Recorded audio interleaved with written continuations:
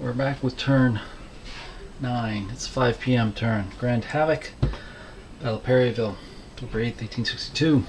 168th anniversary playthrough with Revolutionary Games, Blind Swords edition. Beautiful game. Having a lot of fun with it just over halfway through. And we've really got an interesting battle here that's kind of forming up historically, kind of not at the same time.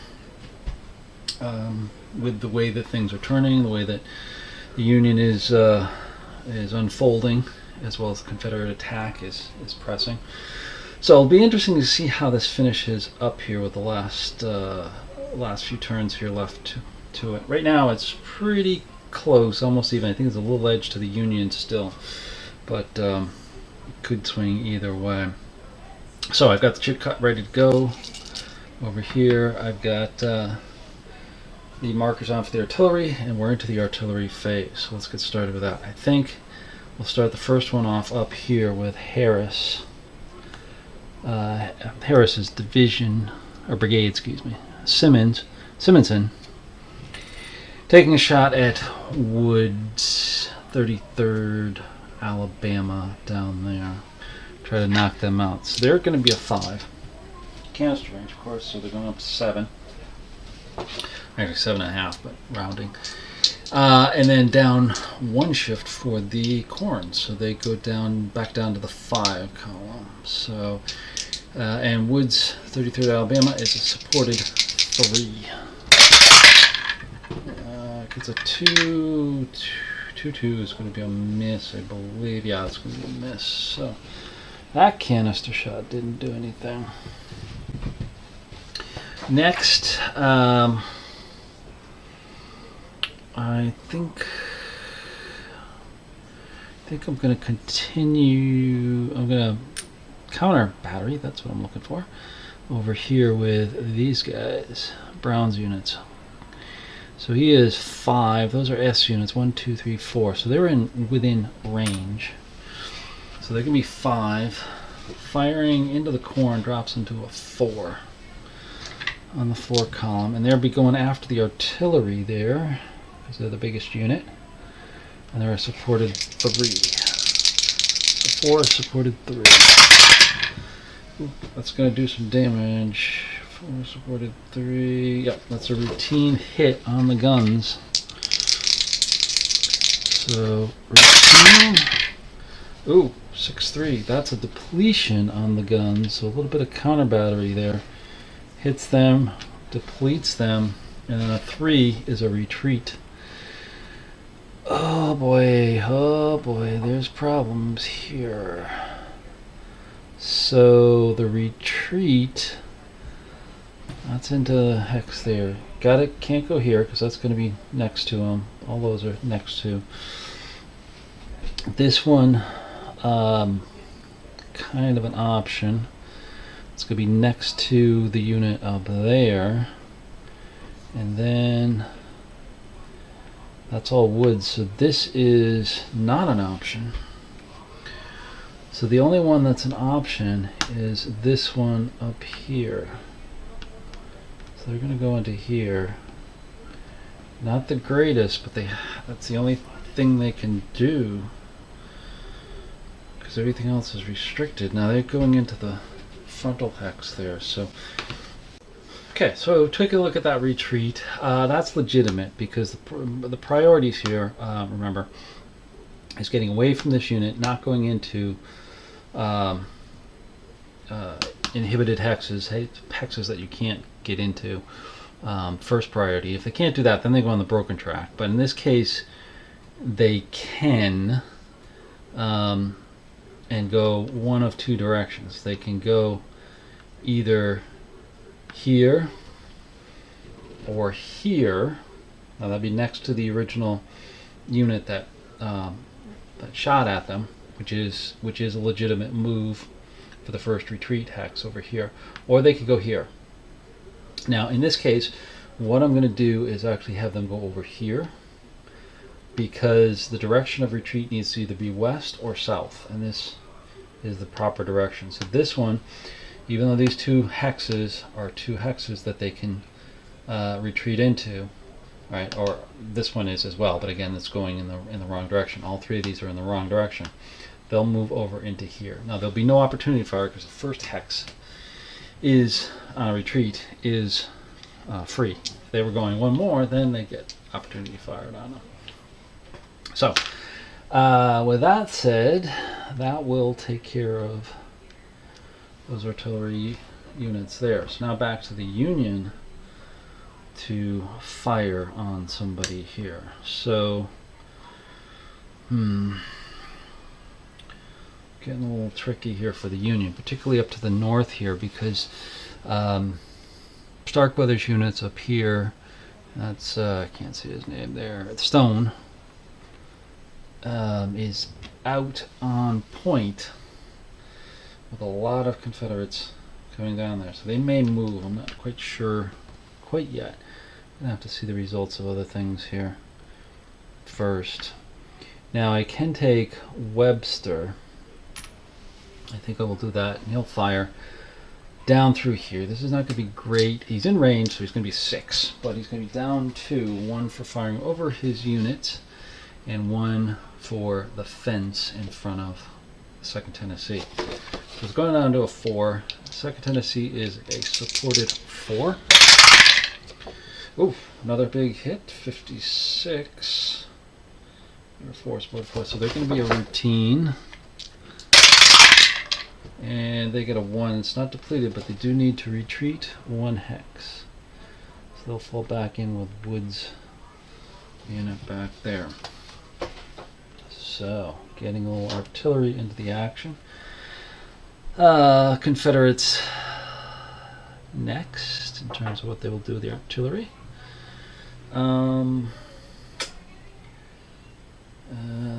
Let's see, what can... Yeah, you can see this down here. Down here, I think I'm going to take Cleburne's artillery. Key and Adams' artillery here. Slocum. They're going to take a shot over here at the 15th Missouri.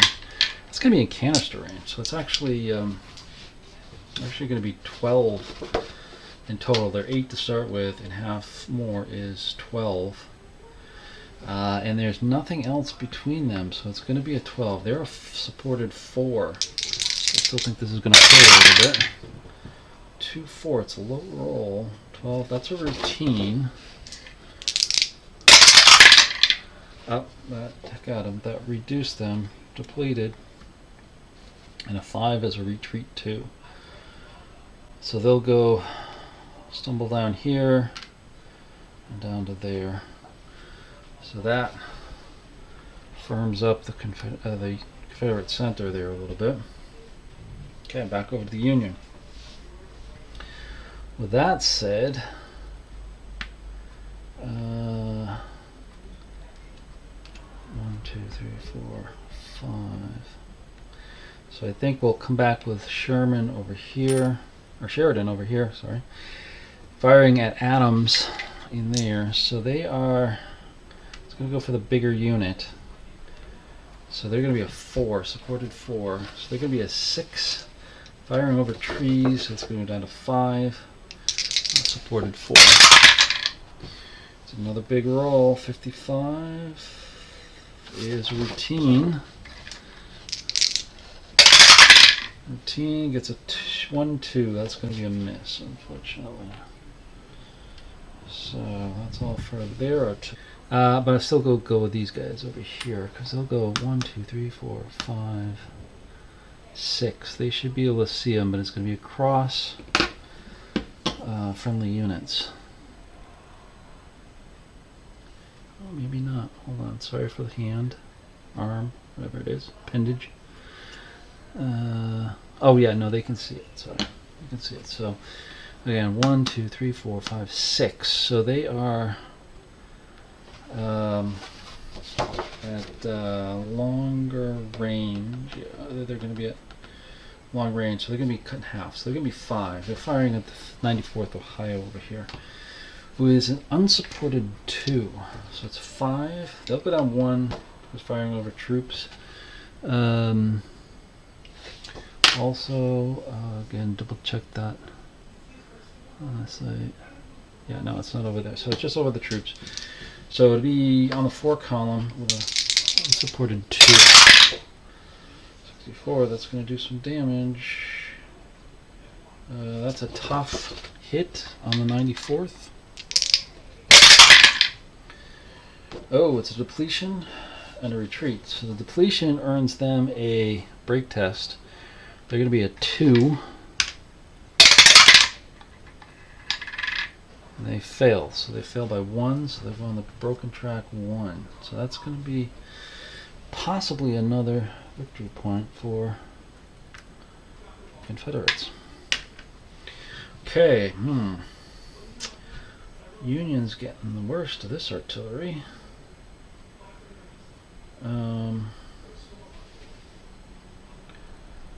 Let's see, we've got some guys coming up here. I'm going to take shared Aaron's other battery over here. 1, 2, 3, 4, 5, 6.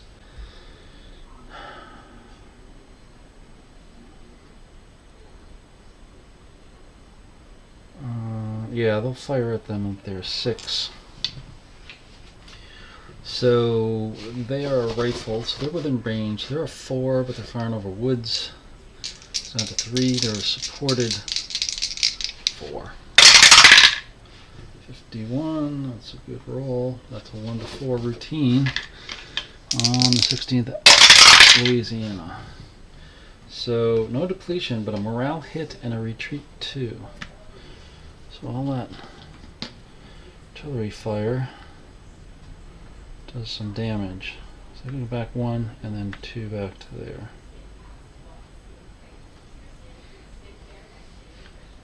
Okay. Alright, so back over to the Union. Interesting. Union still has actually gauge artillery, but I think... Oh, actually, he'll take a shot. Actually, I'm going to tip you up there a little bit. So, over here, Gaze artillery can take a shot at them. Maybe get a lucky shot. It's gonna be a tough one. So they're already at 2, 1, 2, 3, 4, 5, 6. So they're gonna be at long range. So it's gonna cut them in half. So 1, and it's over woods, so it's not a C. But this guy here, the 1st Tennessee, is shaken and unsupported. So he's a 1. So even though he's on a C, it's an unsupported 1 for the 1st Tennessee. Oh, 61.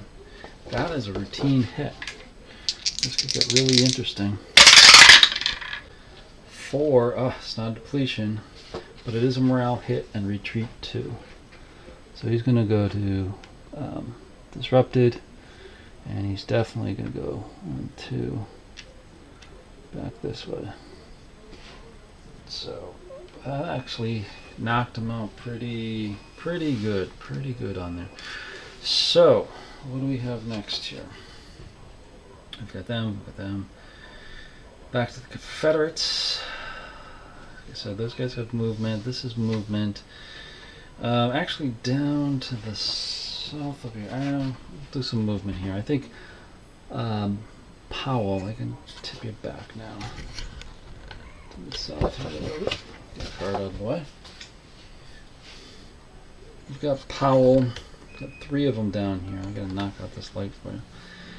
3 of them down here. We've got Powell, we've got Smith, and we've got Wheeler. I think we'll take Smith firing at the 26th Kentucky. 1, 2, 3, 4. Yeah, they're in range. There are 3. And it's a supported 4. And there's no adjustment. So it's on the 4 column. 42. There are 3, so that's going to be a miss. That's a miss. So that's good.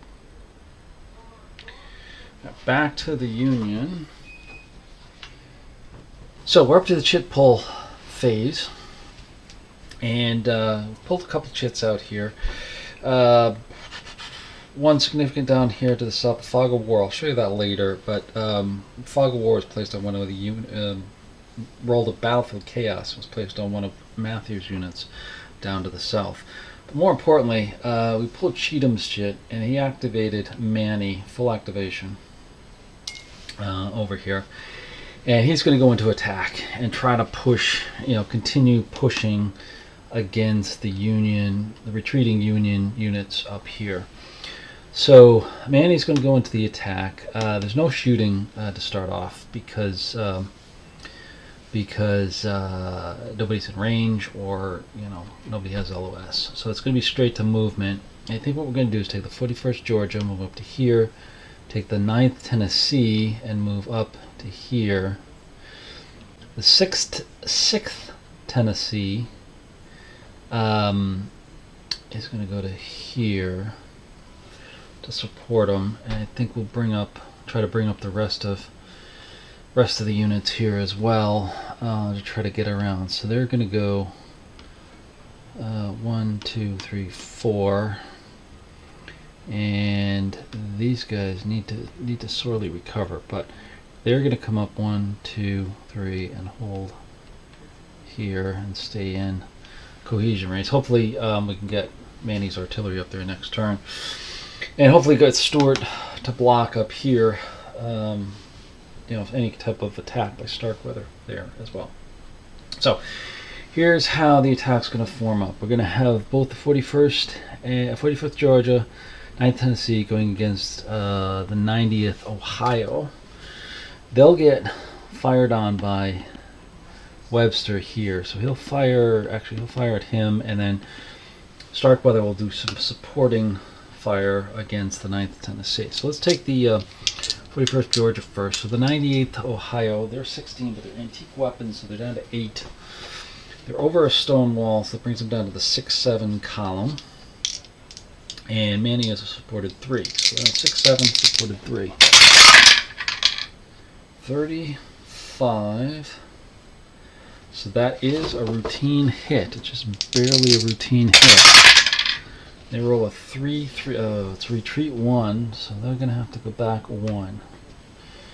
Alright, so that's going to leave it a little bit in a lurch, but these two are going to take a shot on them. So he's supportive, so they're going to be halved, so it's only going to be a 4. Stonewall is going to reduce them to a 3. They're a supported 4.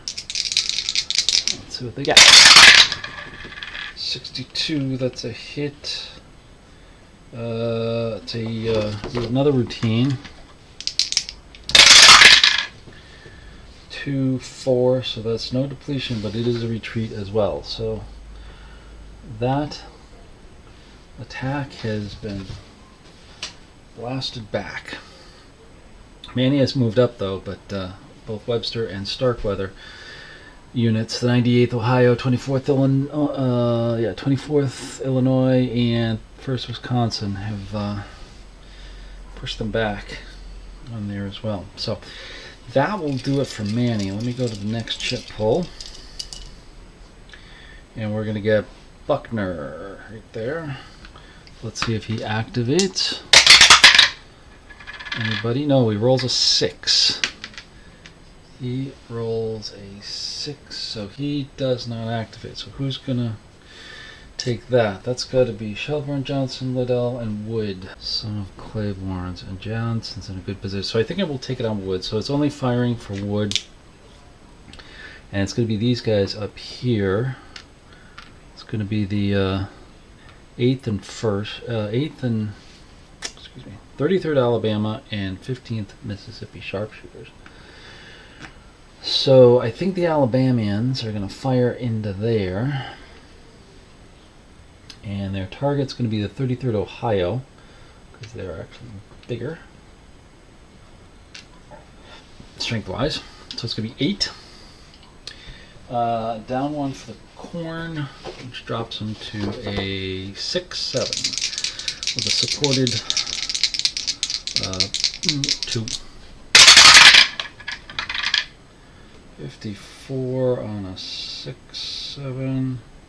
That's a tough shot on them. Let's see that. 1-4. It's not a depletion, but it's a morale hit and a retreat 2.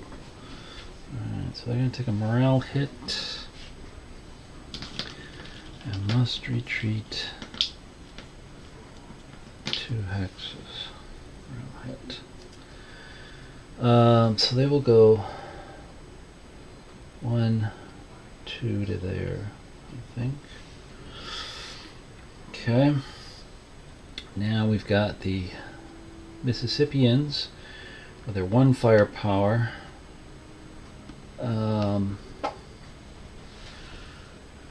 They're going to take a shot at the Wisconsians up there, 10th Wisconsin. They are 1, but into the corn puts them down to the C column. And that's a unsupported 2. 62, that is going to be a hit. Routine hit. 2-4 is no depletion, but it's a retreat 1. Alright, so retreat 1 means they're gonna move. They've got an open spot over here, so they're gonna go that way. Okay, so that's interesting. That clears off that cornfield right here. That's a key position that got knocked out. So actually, I liked that we used wood in that capacity to open up that position. So now I think I can get Johnson or some of those guys to the north to do something. We have Sheridan. Sheridan rolls a 2. He can activate somebody. Let's see what we get. So Sheridan is actually... Alright, I think we've got time. So Libolt is going to activate. He's going to activate to regroup. So no movement. We'll take off that for that unit, and he can actually try to recover. And he's unsupported, so he's only at 2 in this attempt. So it's 1 or a 2 he'll recover. Oh, rolls a 1. There we go. So he recovers. So that's good.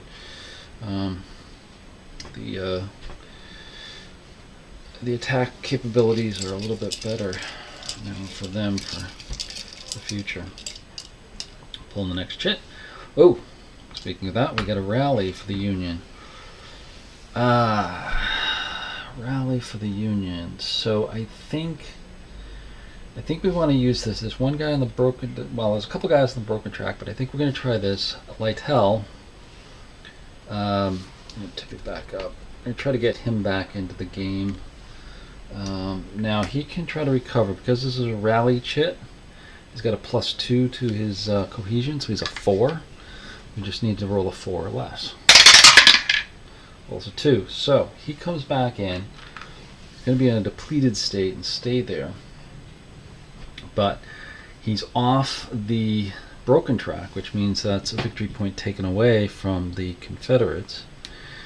He's gonna set up over here, I think, in the woods. Kind of hold that flank, and along with McCook here, kind of hold this together somehow. I'm not sure what they'll do, but at least, you know, Shelbourne can't strike across there. So that was a successful rally for the Union. Confederate rally. Well, I'll keep you on for this because this last one was pretty exciting there as well. So, who do we want to get going again? A lot of people in the middle, and I wanna... Actually, I think I'm gonna get Stewart. We're gonna actually do this guy. Try to do this guy. 24th Tennessee. He's a 3. Now he goes up to a 5, so he's got a good chance here. Let's see if he gets it. 2, he does. So he recovers. That'll give a little bit of force up there to the to Stewart coming up to kind of continue to press up there, because that's the weakest spot in the Union line right now. But it's just a matter of can the Confederates get something going up there. Actually, I think I got to take this hex here, and they're gonna go after Hawkins. Now he is supported because he's in there. So, all right. So the Rebel Yell is going to be right here. Confederate cohesion goes up 1, so it's going to be 4 and 6 on those units. Now, first off, we're going to get a defensive fire by the artillery. They are a 3. Its canister range goes up to 4.5. 4. down 1 for the corn, so if I expect down to 3. So it's a supported 4. That's a supported 4 with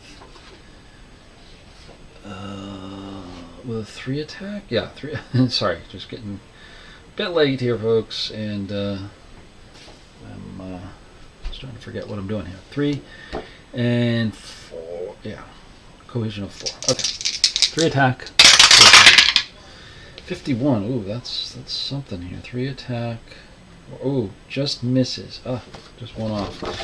All right, so the attack continues. This is going to be pretty devastating. So we are actually going to have 33rd Alabama as the lead. So it's going to be in the 8 column. 9 to 3. That's a 3 to 1 advantage. So it's +3. Higher cohesion. Oh yes, that's 4. S is no. Slope no. River no. Cavalry no. Fence no. Rebel yell +2. That's +6. And then the artillery is +10. Bottom line here, we're on the 23 column with a supported 2. So let's see what we get. 54. That's a severe hit. They're gonna take these guns. I'm pretty confident. 3 is a D, so they're gonna have to do a break test and then a morale hit. If they survive that, there's a morale hit 2, retreat 2. So they're a supported 2 with a break test, and they are lost. So that's another point for the Union. Now, do they want to advance into that hex? If they both go, they'll both be supported, but there's a lot of firepower. Now, Harris has already fired, so he wouldn't be able to, but Webster and his antique rifles could. I think they're wait because they've already activated. There's no benefit, so they're going to stay there. So Rebel Yell was useful. Take some guns. Better guns. Next Chit out. And next we have Rousseau again. So Rousseau is a 5. He activates somebody. So he can do Lytle or Starkweather. Lytle or Starkweather. I think we'll hold Starkweather for a bit because we don't have Stewart and a whole bunch of guys up here. So here's, just to point out, here's Starkweather, here's Lytle. All of these have not activated yet, so going to kind of wait on that so Starkweather can react. Lytle, can't really move anybody up though. But I think they'll just take a shot at Cleburne here, and they'll fire across here. So it's going to be -1 for the fence. Well, first off, they're going to be S, so they're going to be quartered. So they're down to 2, and then they're going to be dropped 2 more. So they're going to be down to a C, and they're a 5 and a C. That's an impossible shot. So never mind. They can't take that shot. I still think it'd be defensive because they're not going anywhere. They are not going anywhere. But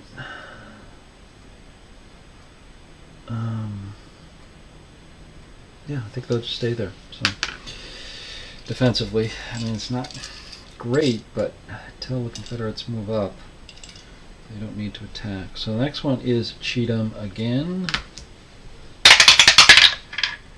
Rolls a 4. Ooh, doesn't get it. So somebody's not moving. Stewart, Donaldson, and Smith.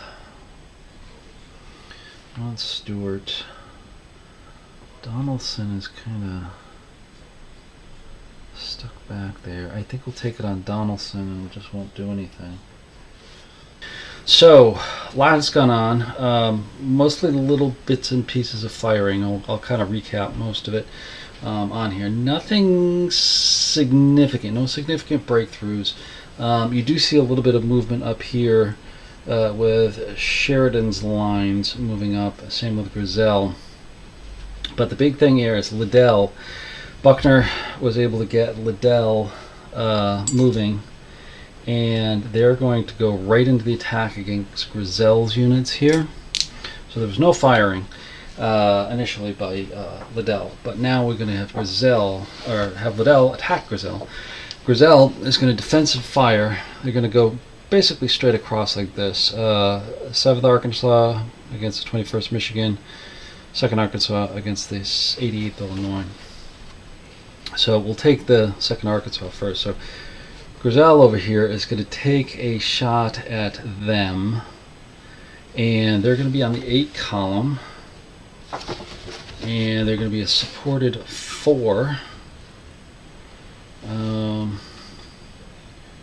Yeah, 8 supported 4. So they're going to take the shot. So here we go. 1-3. That is going to be a miss. All right. So the attack here, it's a 1-1. It's not great, but they do have the higher cohesion. They do have the S, so it's up 2. So they start on the 8 and they go to the 10 with a supported 2. So it gives us 42 on the 10 column. Supported 2 is a routine. And we got a 44, which is a BD and a retreat 2, panic 1. So both of these will deplete. He has to retreat 1, and I think he'll go back the road 2.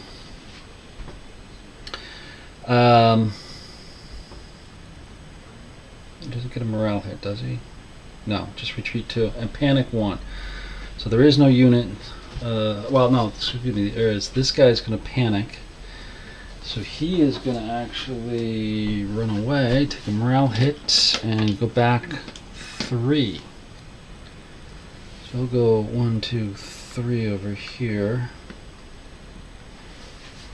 So that's interesting because that means that this attack is cancelled.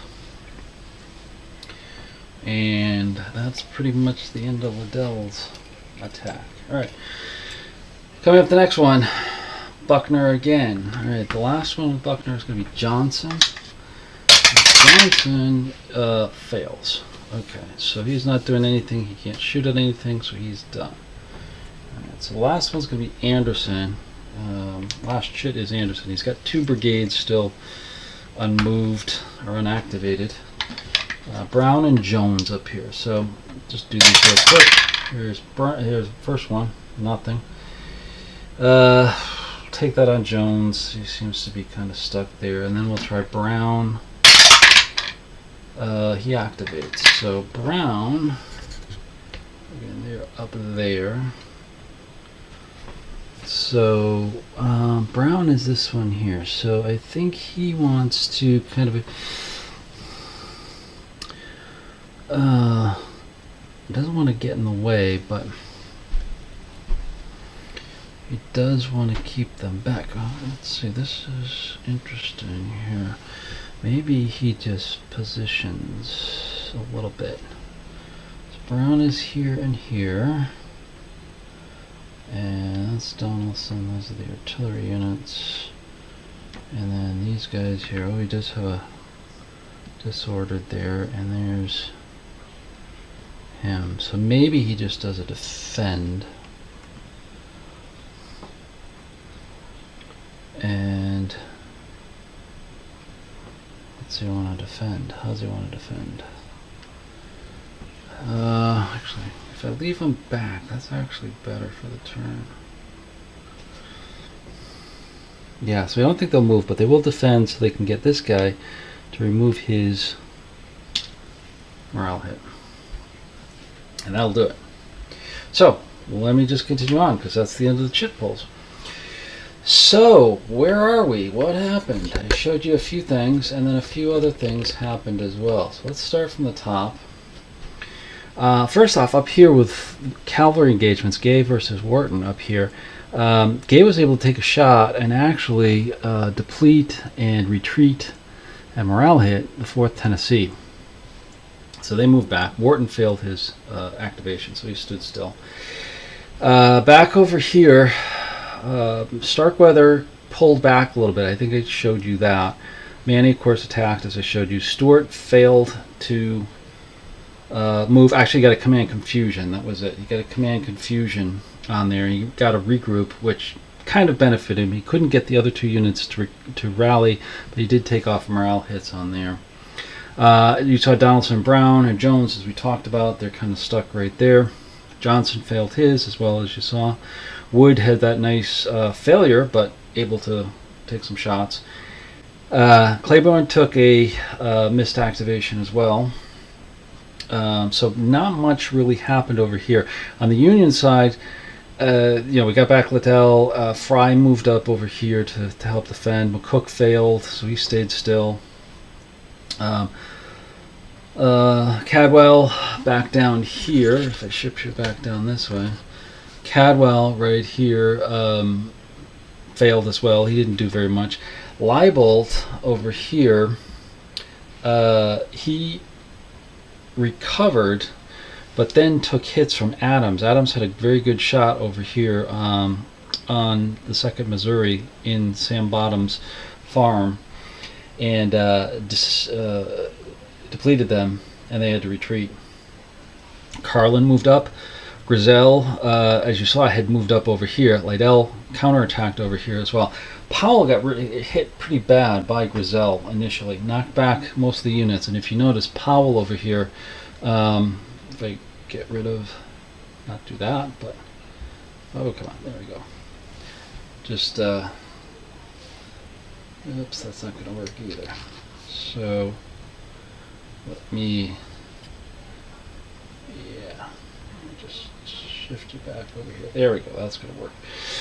So, Powell, as you can see, is all his units are depleted. Some still have some morale hits on them. Over here, they've pulled back, hopefully to defend the town of Perryville with Smith's brigade back over here. Because Smith, again, he was one of them that took a failed activation. We had a lot of failed activations this turn. Very quick turn. Beatty down here, part of Van Cleve, he took one. Matthews took one. Hawkins did attack over here. He was part of the other attack that knocked Powell back. Pushed over here, but he did take some casualties. He's positioned in these woods over here to threaten Perryville, but he doesn't have any support. He needs Beatty to come up. He needs Matthews to come up.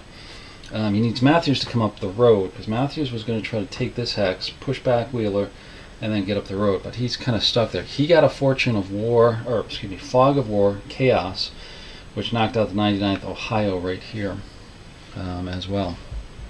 So all in all, kind of a little bit of a lull turn for the battle. We had a lot of missed activations, command confusions, and other things that came up that kind of slowed things down a bit. But we're at the end of the 5 p.m. turn. Units are getting a little tired, a little broken down. Trying to recover them as much as we can. Oh, I do have some end of turn stuff here. Now, Confederates still hold 2 of the turn activations, so they get 2 more points, and they go up to 11 on the point track here. Union has 1, so they go up to 1 more, so they're up to 14. Now, here's what the broken track looks like right now. You can see there's 3 guns that were lost over here on the left for the Union.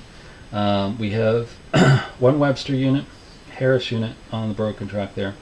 We did get 1 of the Lytels come off.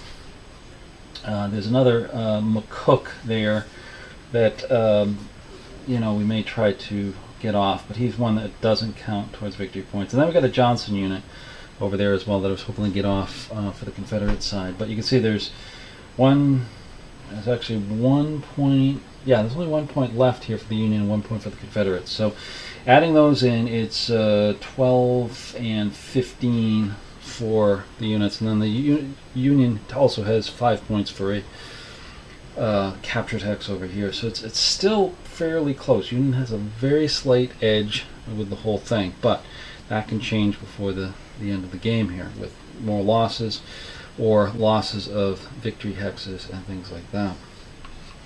So hope you're enjoying this, and I'm going to flip you back over here to wrap it up for this particular turn. And hopefully you're enjoying this. And once again, please hit that like button, leave a comment, always appreciated. And we'll be back with the next turn, which will be the 5:30. This will be turn 10, 5:30 p.m. turn. We just have 2, 4, 5 more turns to go to see who wins the Battle of Perryville here.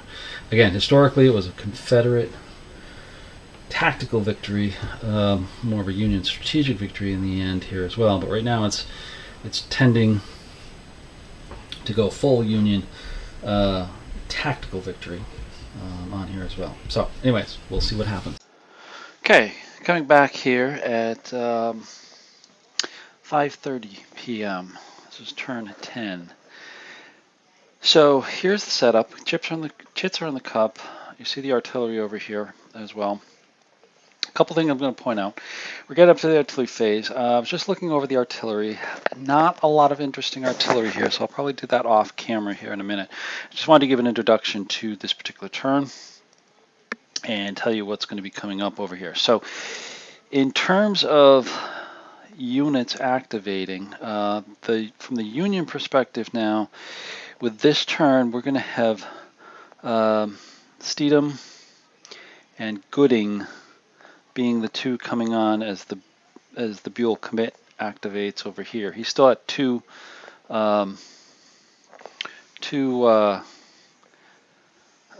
brigades per turn level.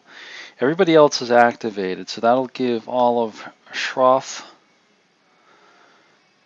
Van Cleve. So it's only, oh, excuse me, not with Schroff. Schroff's will still have Walker, who they'll come in up here probably next turn.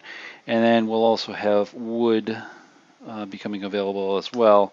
They'll come up with Second Corps to the south here as well. But for now, it'll be just these two on this turn. So I think objectives here for the Union is still going to be pressing to the south. So I'll dip you down here for a minute here and kill my lights. So down to the south here, what we're going to try to do, let's get some zoom in there a little bit, or get some focus in there a little bit. There we go. What we're going to try to do is continue. Carlin has moved up. Libolt is having some problems here. They've got 2 reduced units. They may need to recover. Same with Grizel. But still want to keep pushing here because we do have over here, we have Hawkins, who has pushed his way up close to the Springfield-Perryville Road over here. So he is in a position to strike at Perryville. We've got Matthews, who's just down below here, who's trying to strike for that victory hex to the south, and we've got Beatty coming on. So good strike force moving up over here. These guys will come over here because for 2 things. I'm activating these guys for 2 reasons. One, reinforcements up here, concerned to the north with Maney's attack. So Fry has moved up here. And let's tip you up so we can now talk about the northern half. Fry has moved up over here. Starkweather is holding with Webster for some degree here. Maney, did a crushing attack there. Stewart is kind of stuck. He did not move last turn, so that'll be interesting to see what happens over there. To the center, it's just Harris and Lytle holding.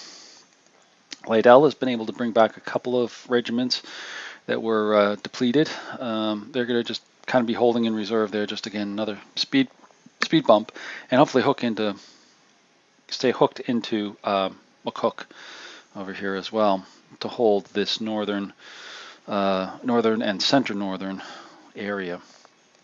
From the Confederates' perspective, it's still going to be an attack, Maney and Stewart, trying to get over here. I'm trying to get this logjam undone so they can get over here as well, to try to push to get this victory hex and potentially this one. These are going to be the keys, I think, to a Confederate victory. I really don't think this hex and this hex down here are going to play into it at all. It's going to be, north, and then holding in the south. Although what holding means is not defensive. There'll be strategic attacks to try to stop the Union from pushing towards Perryville.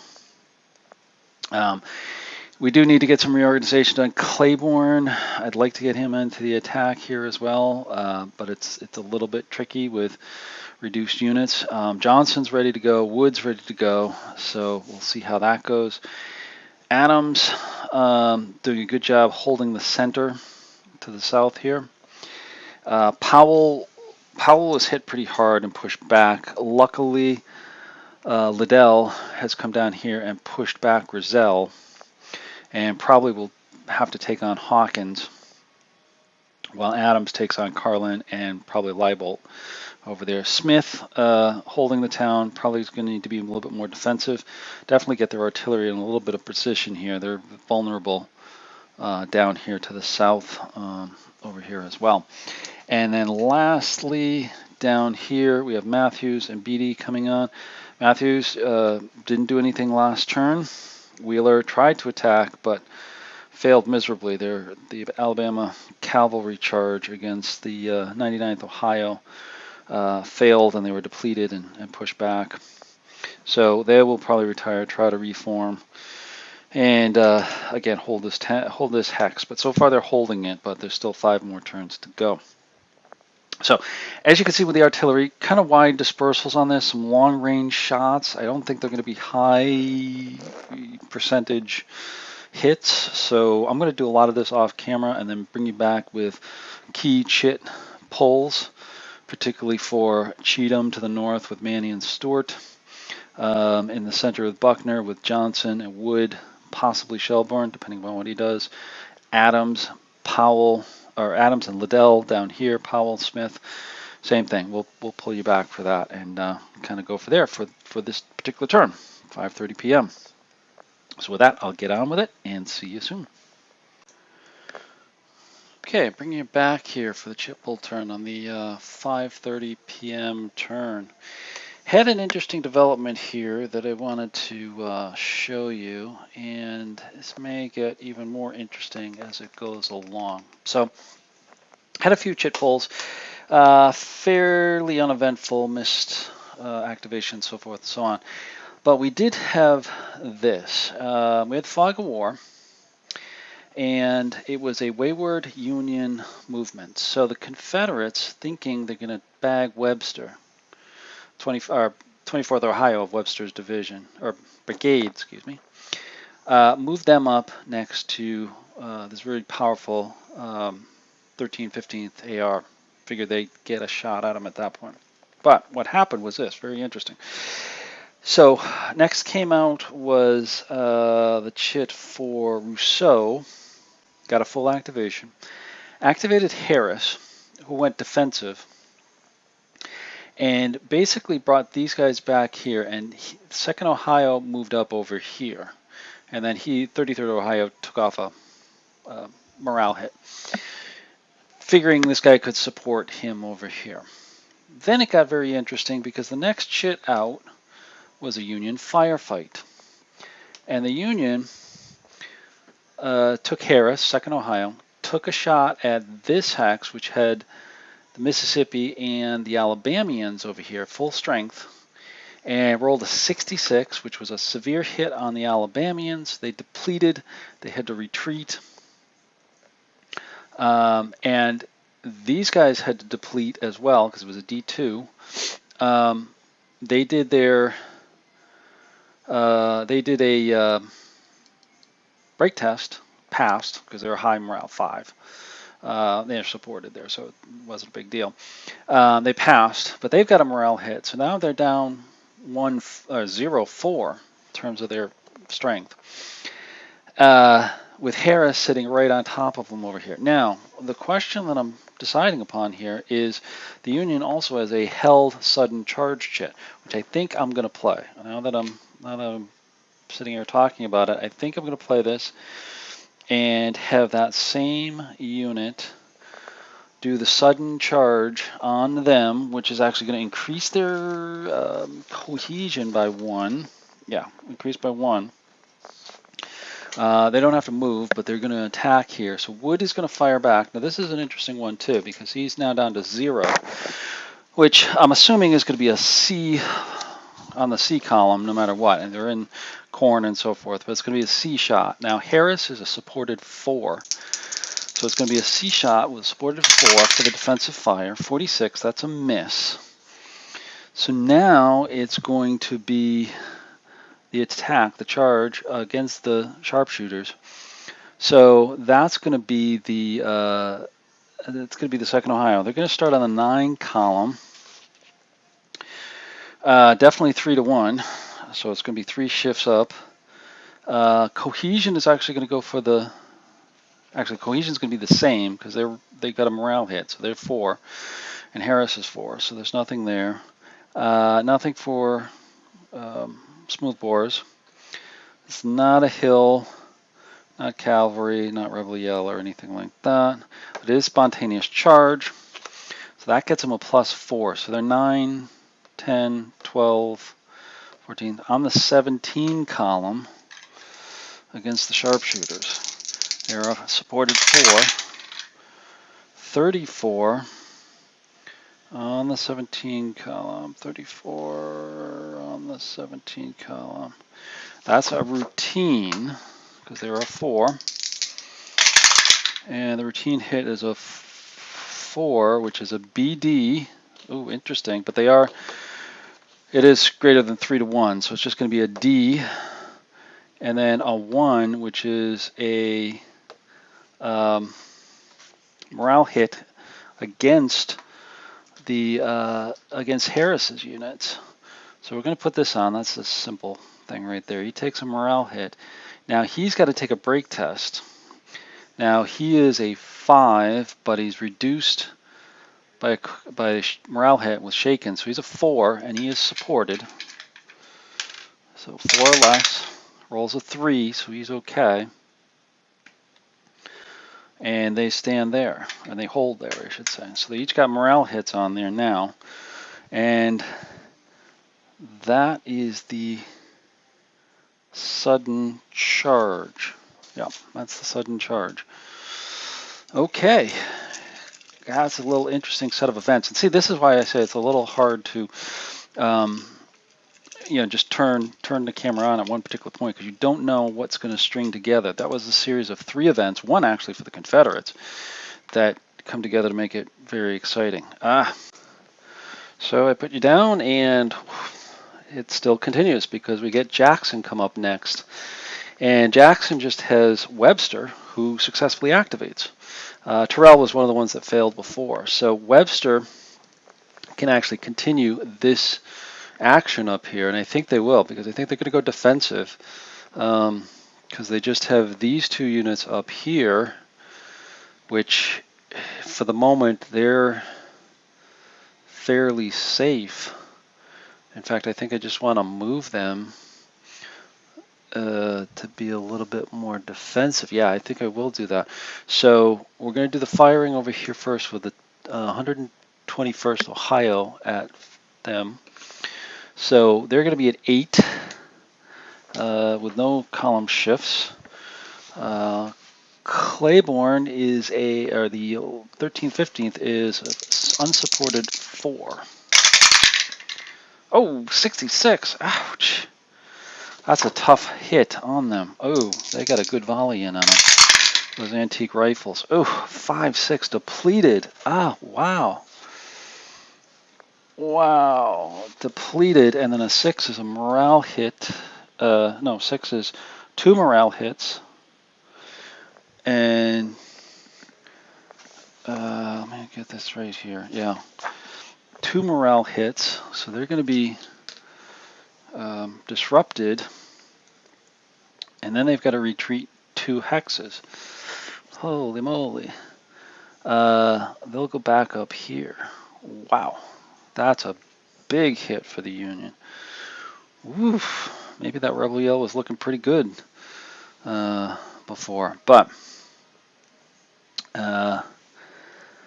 it is what it is. So that's all for the shooting. Now I think I'll just rearrange Webster up here.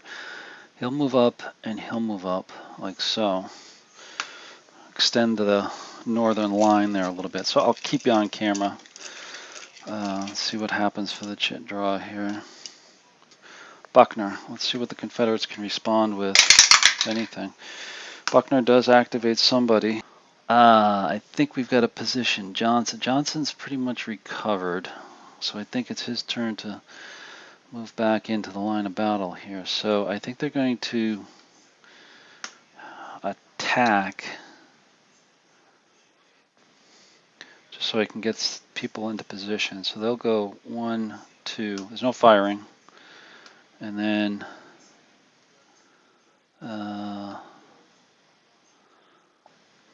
1, 2, 3. Actually, wait a minute. Let's back those up here a second. He's back over here. He's going to go 1, 2, 3. Or, sorry. 1. Oh, they can't do that. 1. Yeah, they've got to go there. Never mind. It will be this as it is. And then he'll go 1, 2, 3. And then he'll come up. He's back here. He'll come up 1, 2, 3 into there. And then we'll bring him down to support there as well. Okay. So that gets Johnson into an attack position. Next chit up. Buckner. Buckner activates. Alright, I think I'm going to do Cleburne to recover. He's away from everybody far enough. So he's going to lose that. That's all for him. He's going to try to recover 3 or less. He does. And now we've got this unit. He's a 4 or less. And he does. And then last one is 2 or less units. Actually, I'm going to not pull one. We're going to use the Rebel Yell. Going to use the Rebel Yell over here. It's going to be on Johnson's units right here. They're going to go against them. So it's going to be 8 shooting. I don't know if they can do it again with those antique rifles. So defensive fire is 8. They're a supported 4. 46, that might be enough. It's enough for a routine. 1, 6, morale hit, and retreat 2. Take some of the punch out, but I think it'll still be okay.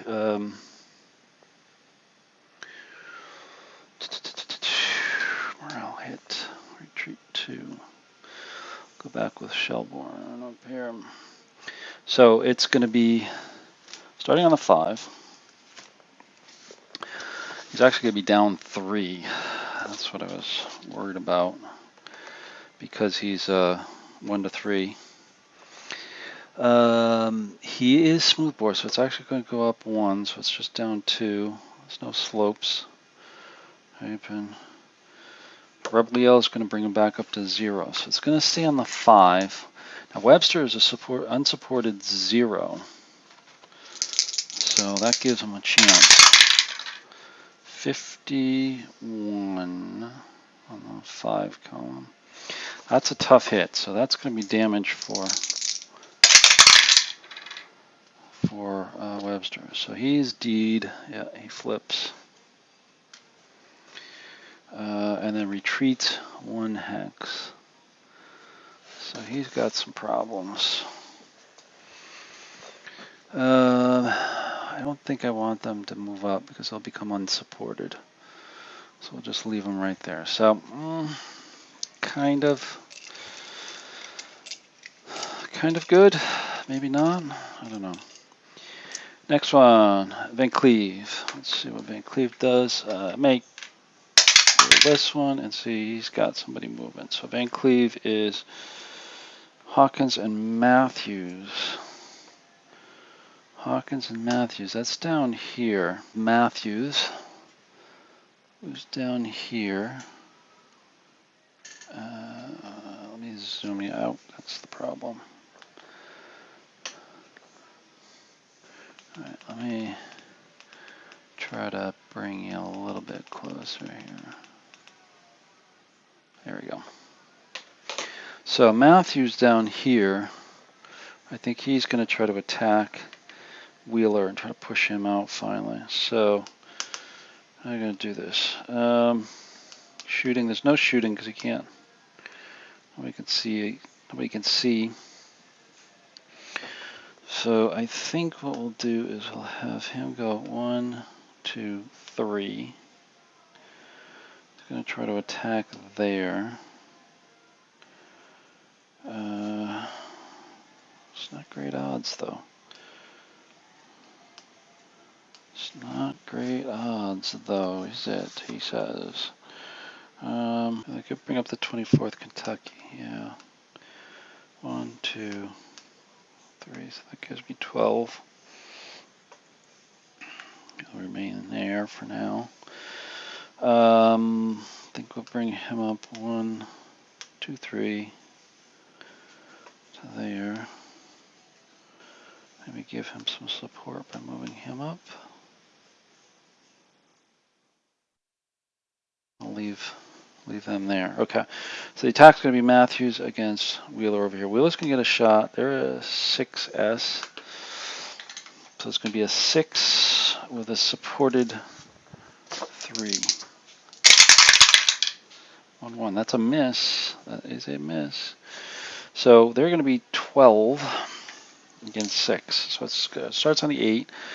It's a 2 to 1, so it goes up 2. They're going to lose the cohesion and lose the S, so it goes back down to no shift.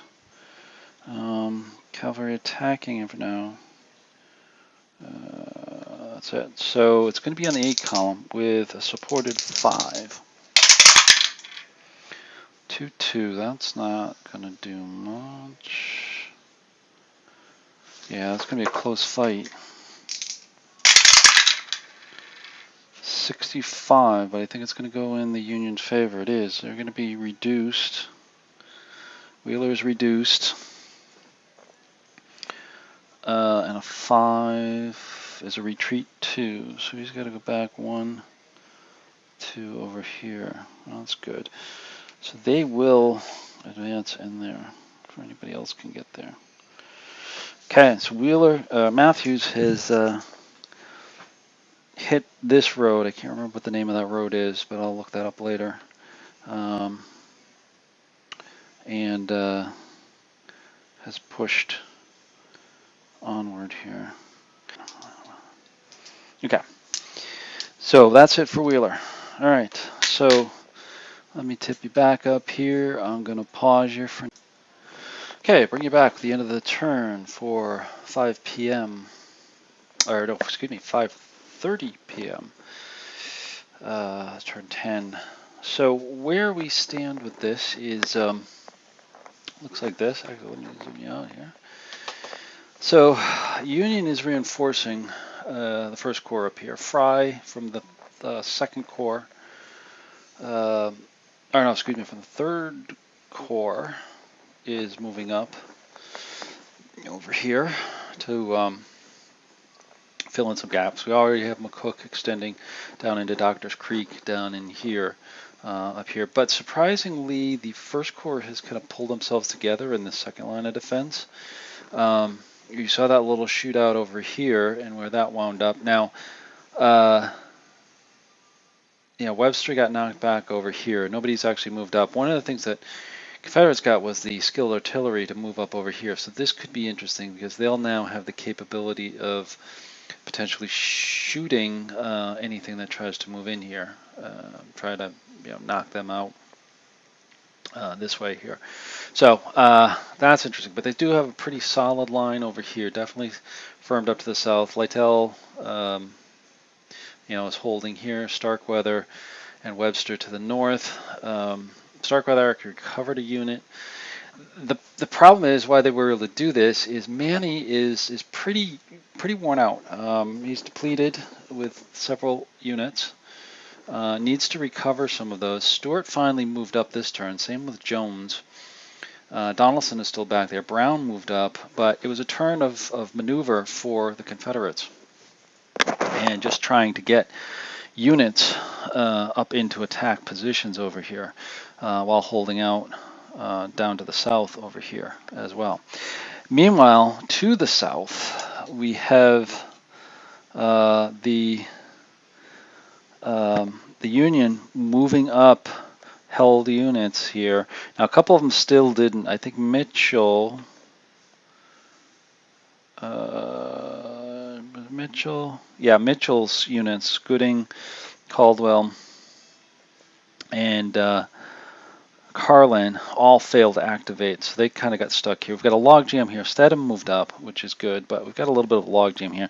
Libolt recovered. A lot of just kind of sorting things out. Very disorganized, movement here, and that's given Adams, Liddell, Powell, and Smith to some degree capability of kind of just recovering some of their units as well. Actually, Hawkins tried to attack, but they were hit with a command confusion and had to go into defend.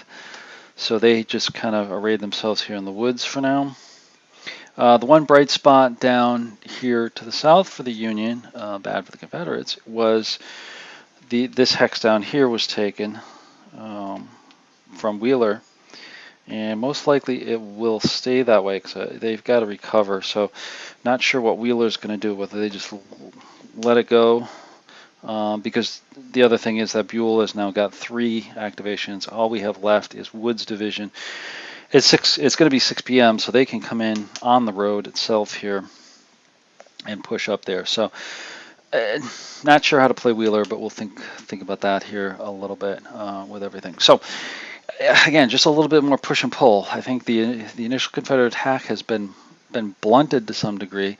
I'm not sure if they're going to make Dixville Crossroads up there or not. It depends on if Maney and Stewart can get themselves back together. Same thing with the southern attack over here. A lot of units stacked up here for the Union. That'll provide a decent defense, particularly Harris's one lone fresh regiment up there in the cornfield holding off Wood to the north. That's up here, right there. Up in here. So it is interesting. Yeah, like I said, that was turn 10, so we move on to turn 11, which is the 6 p.m. turn. That's going to be 1, 2, 3, 4 more turns after this. Now the victory points at the moment, I should show you what that looks like here. Let me come back over here and give you a preview of what this looks like with the victory points. If I jump this one over here, you'll see that oops, it's upside down. There we go. If I hit the button, there we go. So you'll see that with the victory points right now, Union has 16 compared to 13 with just the turn by turn victory points. But you can see there on the broken track, the Confederates have the advantage. They've got 3 permanently eliminated units. Those artillery, plus 2 on the plus 2 on the track, and there's 3 that don't count. Those zeros don't count. Those 2 in the available ones count as well. So they actually have 5 more. So it's 18 points. Union has 1 more there. You can see for the 25th Tennessee. So that gives them 16 points. So 18 to 16. Plus, if I factor in what's captured for end of game victory points, there's 5 more for the Union for having the Springfield Road over here. So that gives them 21 to 18, which at this point that's a draw for it. So it's still wide open in terms of where it goes. Now, in terms of what I see it telling. I'll just make a few predictions, and I'm probably going to be wrong. Confederate attack is in a tough situation. I'm not sure. They've got some victory hexes here, here, and then over here, which the Union has captured. That's the one to the south. This one, very doubtful. We'd have to have some bizarre thing happen for them to get over here. This is still up for grabs to the north where Gay is, but Gay's been doing a good job holding off Wharton. Wharton has been doing pretty good. Now, a couple things we could do, which would be tactically would be kind of suicide here, is swing Maney over here to try to take on Gay, and then extend the line over here because the Union is in a compressed line right now. But that's a little bit dangerous, and I'm not sure how that could happen without the Union trying to punch back through to get Starkweather's Hill. The other thing is that Fry over here, he's got a good brigade of regiments that they can come up and counterattack against Maney's attack over there as well. So I'm not sure if that's going to be viable or not.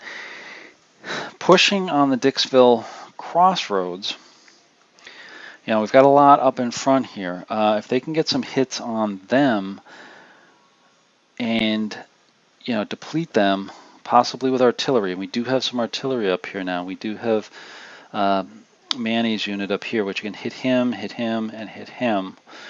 If they can deplete them, then they could rush in and potentially get close to Dixville Crossroads, which would be a substantial number of victory points. That'll be 10 points. Each one of these hexes for the Confederates are 10 points. Okay, so that would give them something. In the meantime, though, the Confederates have to hold in the south. On the southern side of things here, I'm just going to knock out one on the lights, so we still have a little bit of light for you to see. One thing that they need to do is Adams, Liddell, Powell, Smith, and Wheeler to some degree need to hold Perryville. Because if the Union gets up here Perryville, they get 10 points. If the Union gets over here, I think at that point it's pretty much a Union game. Because they will get it. Now, a couple things in their favor. These units to the south have been moving very slowly, but they've had some pretty successful attacks. Grizel's attack, Hawkins attack, Libolt to some degree, his initial assaults on here were all pretty good. And now we've got Stedman coming up, Carlin, hopefully Gooding, and Caldwell down here as well. Potentially push in through here. Plus, we're going to get Woods division of the 2nd Corps. And they'll be entering. And there's 3 infantry brigades, and 1 cavalry brigade coming in with that. So they can drive up to the south over here and potentially attack. So, 4 turns. A lot could happen going on here. A lot of good stuff. I can't say enough about this game, and I will do that in my wrap-up. But for now, this is the end of 5:30 p.m., turn 10. We'll move on to turn 11, 6 p.m.